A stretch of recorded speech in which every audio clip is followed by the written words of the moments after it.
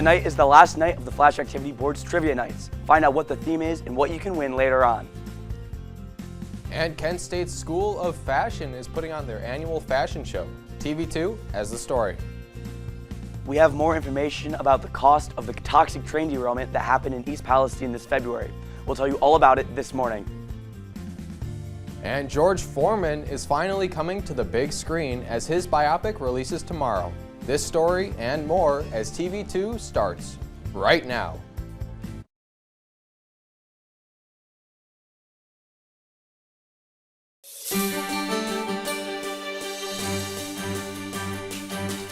This is TV2 News.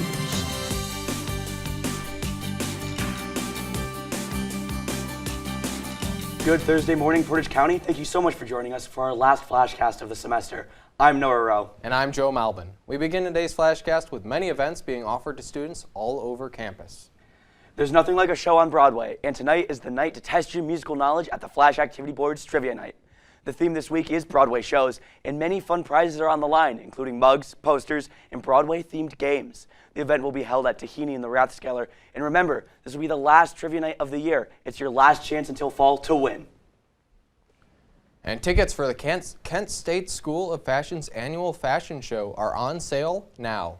The show's opening night was yesterday and continues into this weekend, with the award show being held tomorrow at 7 and the VIP fashion show being held on Saturday at 7:30 and is being held in the Student Center Ballroom. TV2's Avery Savage will have more on the fashion show tomorrow. County official buildings are beginning to reopen after the 8 officers who shot Jalen Walker were not charged. The reopening began yesterday after a week of the buildings being closed. Fencing remains around the police station and many restaurants are still boarded up. 3 restaurants were vandalized during protests last week in Highland Square, including a Chipotle, Irie Jamaican Kitchen, and Wally Waffle. Well, vendors of Cleveland's West Side Market were left blindsided as their final working elevator broke down. With no elevators in working order, some vendors are forced to close early as they have no way of getting products up and down. The elevator problem is the latest in a string of infrastructure problems that the iconic location has endured in recent years. Cleveland Mayor Justin Bibb has planned on fixing the market ever since he took office in 2022.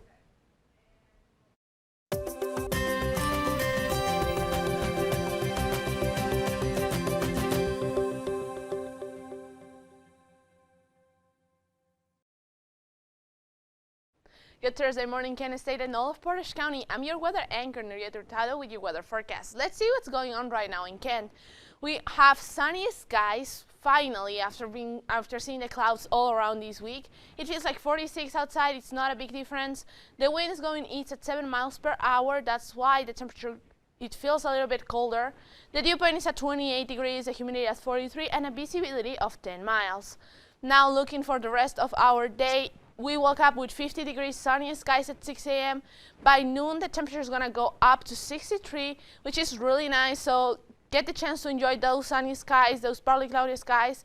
Because I'm sorry to tell you, for the rest of the day, we're going to have a change of rain at 51 degrees at 6 p.m. So keep that in mind. Take those umbrellas out if you have plans for later today. So for our 7-day forecast, on Friday, we're going to see the cloudy skies, and the rain is going to stay throughout the weekend. So enjoy the sunny skies, as I said again, because the rain is not going anywhere, because it's going to stay till Wednesday next week. All throughout the week, we're going to see those rainy days with 60 degrees on the weekend. So enjoy those days, because Thursday is going to be mostly cloudy. That's all I have for you today. We're going to see some rainy days this weekend, so take those umbrellas out. For the last time this semester, I've been Nuried Hurtado. Back to you. Thanks, Nuried. Well, as Ohio lawmakers return to the office, they will have a lot to discuss, including tax cuts. Ohio Republicans agree that there is a need to lower the state's income tax rate. Now the issue is trying to make it work. The governor's initial sales tax plan is said to be dead, and if sales tax provisions are included in the new budget, they will not look like the ones in DeWine's initial proposal. The House's version of the budget is expected to keep some type of income tax cuts. The massive train derailment in East Palestine earlier this year is estimated to have cost Norfolk Southern nearly $400 million in profit. The company has committed nearly $39 million in compensation and support to the community following the derailment that saw toxic chemicals pollute the area around East Palestine. Well, boxing legend George Foreman's story is finally coming to the big screen. Big George Foreman, the miraculous story of the once and future heavyweight champion of the world, stars actors Chris Davis and Forrest Whitaker as Foreman and his mentor, Charles Doc Broaddus. Davis is familiar with Ohio as he grew up in the Columbus area. The biopic releases in theaters tomorrow.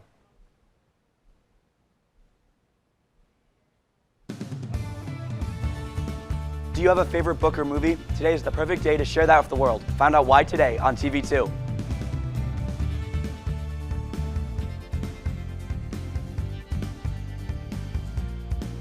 The Cleveland Cavaliers return back to the land to host the Knicks. Find out if they could keep their season alive to force Game 6. Welcome back. House Speaker Kevin McCarthy passed the GOP's Limit, Save, Grow Act of 2023, despite 4 Republican lawmakers voting against it. The bill would raise the national debt ceiling and would prevent the government from defaulting in June.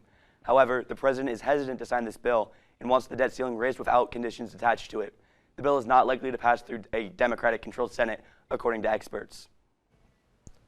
Well, the Memphis Zoo is saying goodbye to one of their long-tenured residents. Yaya, the giant panda, is returning back to China.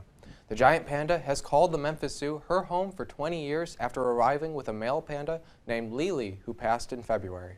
The pair of pandas were leased by the Chinese government, who owns all the great pandas in the world. Today is National Tell a Story Day. It celebrates the centuries-old tradition of sharing stories from one person to another. Storytelling can happen in many different forms. Share a childhood favorite with your friends, find a new book to enjoy, or if all else fails, make up one of your own. No matter how you go about it, be sure to gather some friends and family and share a story. Well, a 16-year-old high school student in Louisiana is breaking new records.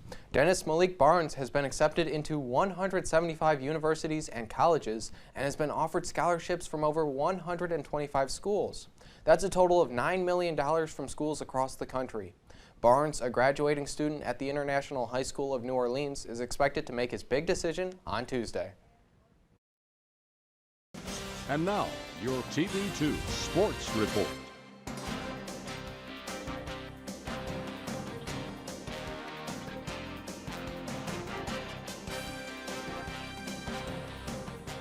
Anyone who has ever worked at the drive-thru could tell you it's not always the easiest job, but several top picks from the upcoming NFL draft worked a Raising Cane's drive-thru. Among the football players was C.J. Stroud, the quarterback for the Ohio State Buckeyes. The players manned the drive-thru and took orders at the register while signing autographs and chatting with fans. I just couldn't imagine meeting like a sports legend at the drive-thru. Right.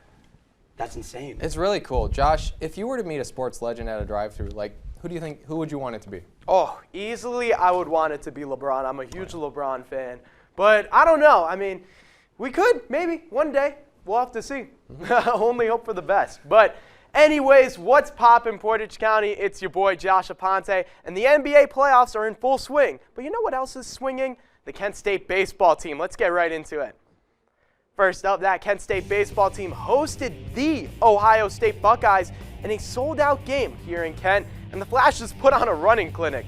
Kent State's bats came out swinging, bringing a total of 10 runs, while holding Ohio State to only 5 runs. The win improves the Flashes to 28-12 overall and a 16-1 record at home. Next up, Kent State will host the Ohio Bobcats tomorrow. First pitch is scheduled for 6 p.m.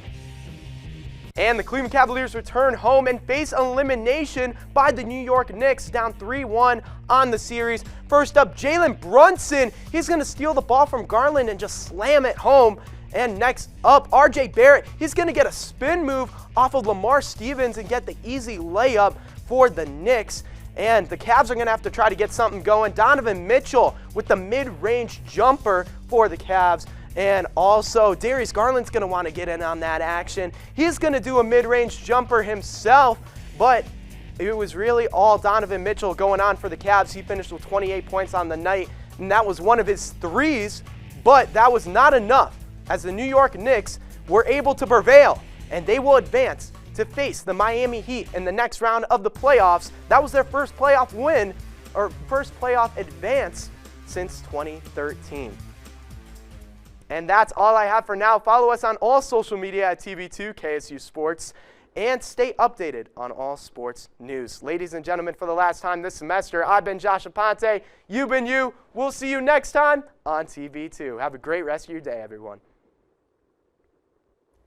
Thank you, Josh. For those who may not know me, my name is Hannah Cox, and I am the producer for Thursday Morning FlashCast.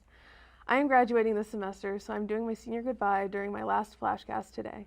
I want to start off by thanking everyone here on the Thursday FlashCast for making the semester so much fun. I want to thank the crew and Natalie for all the hard work you guys put in each Thursday morning to help the show run. I want to thank the crazy cast and all the amazing memories we've made, from Barbie dolls to Groundhog's Day to celebrity impressions to movies and sports. These guys are amazing. I want to thank Nuried and Kelsey for helping me out and teaching me many newsroom tools and skills during my time here at TV2. I want to thank Kennedy Gotham for introducing me to such an amazing group of people 3 semesters ago. I know that wherever I end up, TV2 will always be something that I can look back on and find great memories. So thank you, TV2, for everything. Well, I think I can speak for everybody in this studio and in tech when I say that you've made the Thursday Morning FlashCast not just amazing, but something to look forward to every single week. Oh, yeah. I mean, every week, like, I'll come in. It's awesome. It's awesome. You guys Thank definitely bring the energy. I absolutely love you guys so much. Well, it couldn't have happened without you. It couldn't have. So what is your favorite morning, like Thursday morning memory? If you had to pick just one from all semester, what was the highlight of your Thursdays? Barbie dolls, the Barbie dolls one. Nice. Barbies were That great. was a really fun one. I remember talking to you, setting that up, and it was just fantastic. That was so fun. Oh, Yeah. absolutely. What a show. That is all the time we have for you this morning. Thank you for joining us. For updates on all these stories and more, visit our website at kentwired.com and on social media at kentwired on all platforms. I've been Joe Malbin. I've been Noah Rowe. And I'm Hannah Cox. Have a great day, Portage County. This is Portage County's TV2, broadcasting from the campus of Kent State University. Streaming online at kentwired.com.